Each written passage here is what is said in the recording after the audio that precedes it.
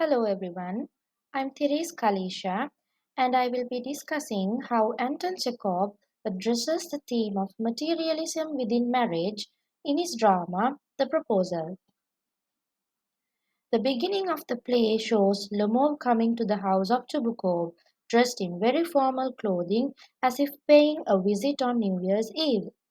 This is a sign to show that the gentleman wants to impress the family by his posh appearance, and this seems like a sign of materialism displayed. Natalia enters the room where she greets the visitor but exaggerates about shelling peas and talking about the workmen and the work in the field. She is showing off about the nature of her work, maybe with the intention to show off her accomplishments and boast about the success of her harvest. Lomov begins his proposal by bragging about his family and his land instead of being open about his feelings for her.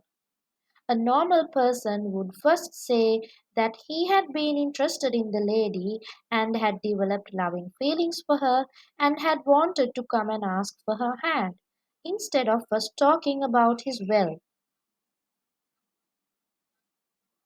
Natalia, without knowing that Lomov had come to visit her, says that the property belongs to them and argues intensely with him.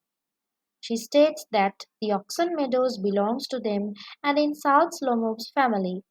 But upon realizing that he had come to ask for her hand, she cunningly changes her story and says that the meadow belongs to him, which shows she is opportunistic and materialistic.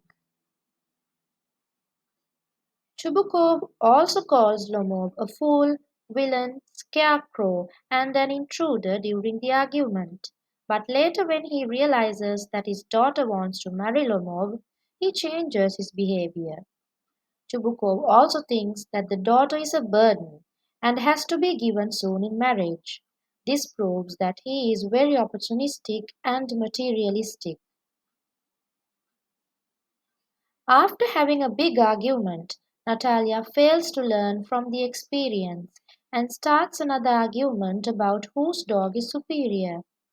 After having such a bitter experience from one argument, since Natalia is more worried about family pride and materialism, starts arguing about the superiority of the dog without realizing the worth of the proposal, whereas another person would have valued the opportunity and stayed silent.